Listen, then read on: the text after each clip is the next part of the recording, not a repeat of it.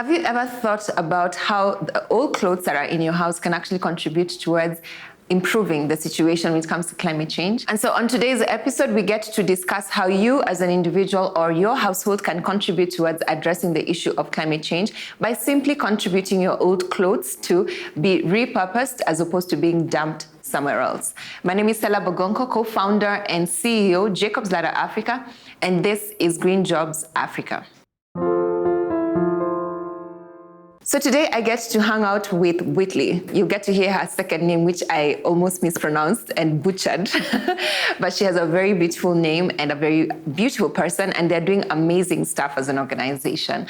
So Whitney, karibu sana on the show. Thank you so much. Are you Kenyan? 100%. So introduce yourself, your name, your organization. So my name is Whitney Speke. I am the communications manager at Africa Collect Textiles. Mm-hmm.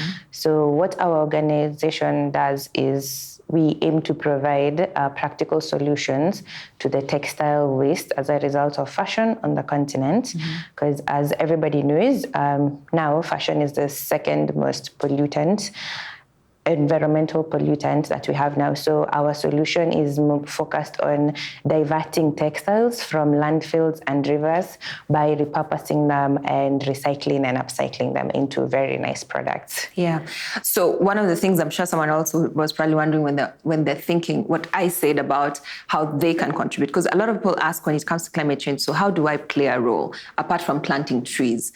What else can I do? So this is one of those things that I think everyone can do. Yeah. And that's a very good statistics that indeed fashion does contribute to climate change because of the rate at which clothes are produced. And many of them do not necessarily use like decomposable material, right, which means that they end up being a contributor towards, greenhouse gas emissions and all that.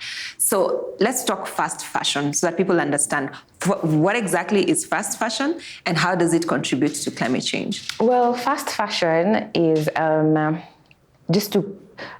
clothes that are made really fast, the way the name says. So brands so that someone can understand quickly, it's brands like Fashion Nova, yeah, 21, Shein.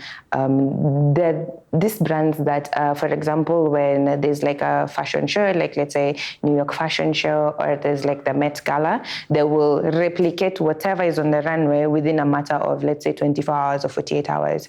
So you find that such garments, there's not so much thought that has been put into production. Mm-hmm. There's not so much thought that has been put into the materials that are being used. Mm-hmm. Because, for example, let's say Tommy Hilfiger or Chanel, when they're showcasing their products on the runway, it's taken months. It's taken, the concept has taken a long time. Yeah. So they've put into thought the kind of organic fibers they will use, and also how it's going to be produced. When it comes to fast fashion, you find that most of the products are not made to last. Mm-hmm. You find that, for example, you can buy a white t-shirt from Shein. You only have 7 wears out of it. Actually, that's a statistic that has been shared. Mm-hmm. Nowadays, people only have 7 good wears out of their clothing. Mm-hmm. And that's a result to fast fashion. Mm-hmm. Because to be honest, not everyone will afford to buy a really good quality piece from, good brands like Levi's, let's say Tommy Hilfiger, whatever. You will not be able to buy that. So if Shein is going to produce it in a matter of 2 days and you can get it, for sure that's not made to last. Concept has not been, they haven't thought about what kind of material they're going to use. You find that we end up with a lot of clothes that are made of plastic material like polyester, acrylics, yeah. Mm-hmm. So that. When I hear those kinds of statistics, I actually see how it has a greater impact on Africa than other continents because of 2 reasons. First of all, a lot of these online platforms are now available for shipping even to your doorstep in Africa, meaning that we then have access to the original stuff, but they're produced in a very low quality, like you said, meaning they're using harmful, or rather fabric that is harmful to the continent or to the planet rather. And that means that there's a lot of that now flowing directly into Africa. But the second thing is that a lot of dumping still happens with secondhand clothes on the African continent. And of course, we know it's because of the economic situation. People are not able to afford, like you said, the really high quality brands. And I know that there's a lot of push right now to address the issue of textile and address the issue of just addressing the whole fashion industry when it comes to climate change and all that. So that's a very good statistics to know, because now this is one of those things that can be highlighted as something that every single one of us can do. But I'm going to pose to you a very, perhaps, hopefully not so tough question. So what do Africans do, especially not necessarily Africans in general, but those that are certain economic brackets that may not allow them the luxury of spending a lot of money on clothes, and yet this is all they have access to? Are there ideas that are coming up or ways of addressing this? Perhaps you could tell us that. So unfortunately, as a continent, we are the Johnny-come-latelys. Like, we always play catch up with the global north. So unfortunately, because of that, we will always have a need for affordable clothing. In the country, in Kenya, I think it's in the 60s and in the 70s, we used to have our own textile industry, like Rivertex. It was really vibrant. But then with the importation of secondhand clothes, there was a shift, because people resorted to buying the secondhand clothes. Why? They were more affordable. And also within that time frame, the clothes that were coming in, they were of like you could get some really nice pieces and they would last you long. You would hand them down to, like your younger sister, or if you have a child, you will hand it down to the child. Now, I cannot sit here and say, no, we have to ban the secondhand clothes. They are bad for the continent, considering that Gikomba market, which is actually the biggest secondhand clothes market in East Africa, provides jobs to over 500,000 people. So where are those people going to go? We are not going to assume all of them are equipped, with technical skills to work in a textile industry. So there's this thing that is being talked about, like the EPR laws, the extended producer responsibilities, that is mainly focused on the manufacturers and the big brands to consider how the end of life of their products is going to, happen.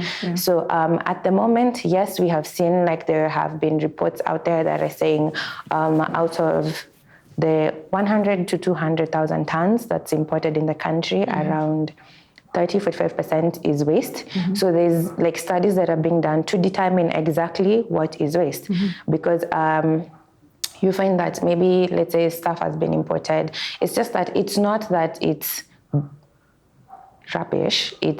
We have different concepts in regards to style, to fitting. So that is considered unsellable. So at the moment, there's the EPR laws that when you say that, you mean that sometimes clothes are designed for figures that are not necessarily African. I will say this, for example.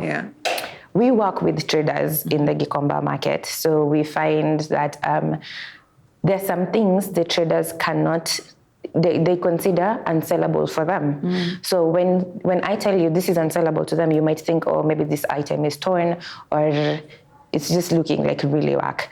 But in the real sense is, we work with a lot of fabric, let's say khakis. So when we go to these traders and we buy it, it's because, one, the color is wrong. There is no, out of 10 Kenyan men, I will say around, and this is me pushing the numbers, I'll say around 3 wear khaki pants, especially the light khakis.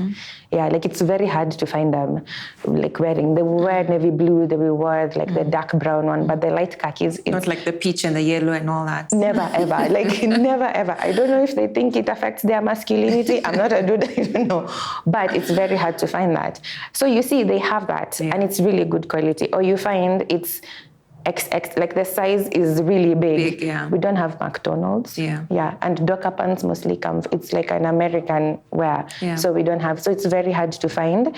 But for some reason, it still finds its way into the continent. So that becomes rubbish, right? Or that becomes waste to someone else. It's unsellable, yes. Unsellable. But now it's gold to us. Awesome. Yes. So now enter Africa Collect Textiles. So what do you guys do? And where did this idea come from?